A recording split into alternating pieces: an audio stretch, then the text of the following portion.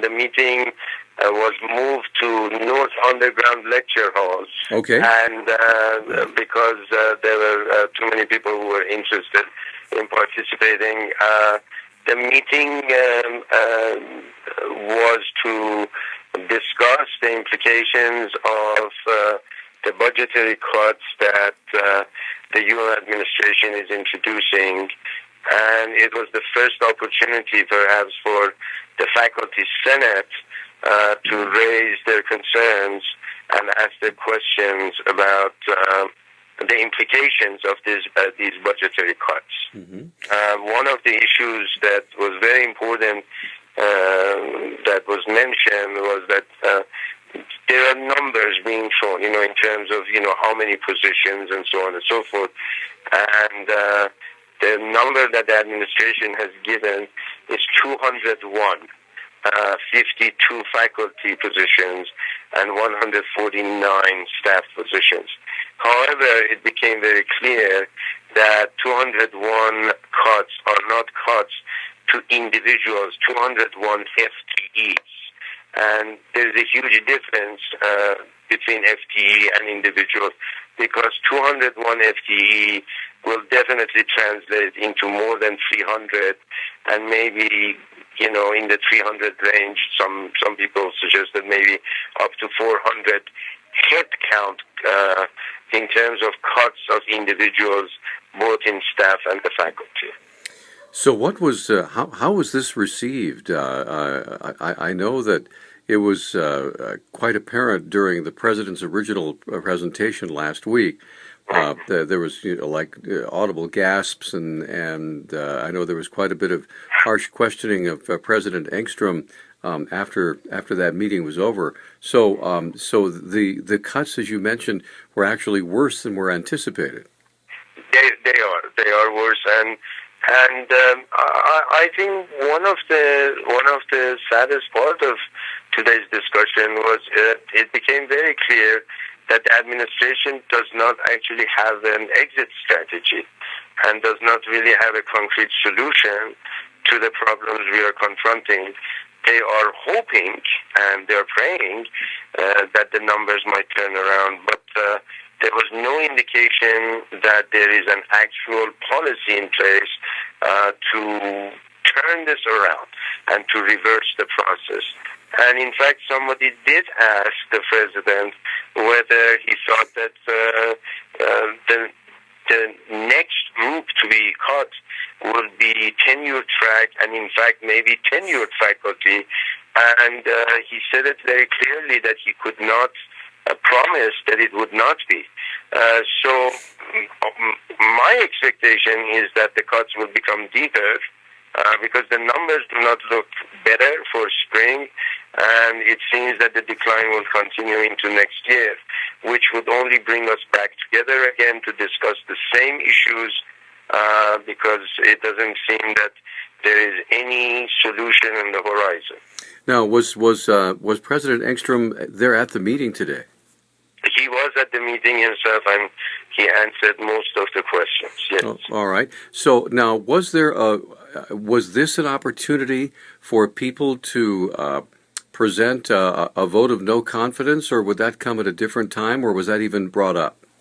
One individual faculty member brought the issue of the vote of no confidence, but I think that the Faculty Senate needs more time to discuss these issues because there are so many questions and there is so much confusion about how they came up, and by they I mean the administration came up with these numbers, what kind of process we went through in order to come up with these numbers. I have a very strong feeling after today that even the academic deans were not consulted properly as these decisions were made. And it's quite disheartening that the conclusion, at least that I left with, is that this decision was made in a very small circle, and then it was imposed from that small circle into the mid-managers who are the academic deans.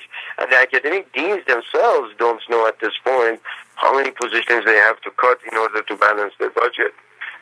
All of this is quite disheartening, and of course, what was also brought up, and what is incredibly disappointing, is that The Commissioner of Higher Education, Clay Christian, showed up last time when the president was talking, and he announced that we do need to cut the size of the university.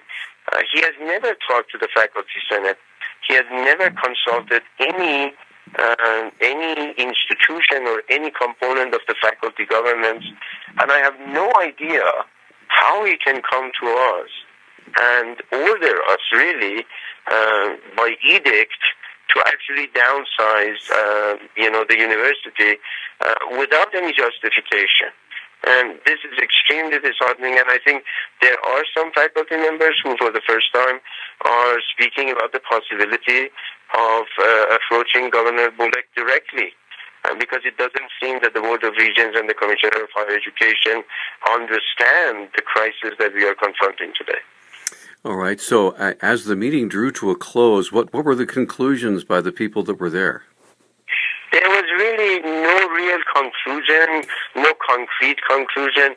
I think my feeling is that we will continue this discussion in our December Faculty Senate meeting.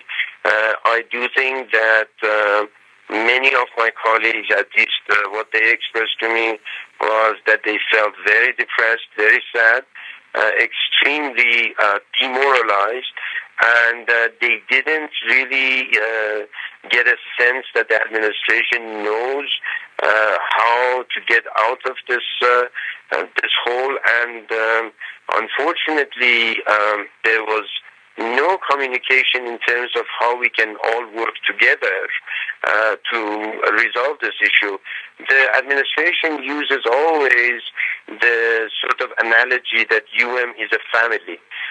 But the last thing I felt today was that the family had a father or mother. It seemed like we were all kind of looking at each other with absolute amazement and shock to the reality that we are basically facing a crisis, and there is a total lack of leadership in terms of guiding us through it and bringing us out of it. All right. So when you left, did anyone present an opportunity for someone in the administration to ask about? Because I know we had talked about the administration salaries and the amount of money that is being spent on administration. Was there any question about taking a cut in pay or reducing the size of the administration in order to help balance the budget? The administration's position is that they have only added one additional administrative position. And, of course, this goes against the numbers that we have and the facts that we are dealing with. But their position is, in fact, that they have cut a sufficient amount of money from the bureaucracy, and there is no other place to go to cut more bureaucratic positions. To some of us, it sounds like a cruel joke, but there is a very stubborn resistance to the idea of cutting the bureaucracy and the administration. And of course, as I have said it in the past, that's where a huge amount of money is being spent, and with no real productive results. These folks are not teaching, are not conducting research, are not doing any service, and they're basically part of a very bloated bureaucracy that needs to be downsized. But I didn't see any sense that the president was thinking in that direction.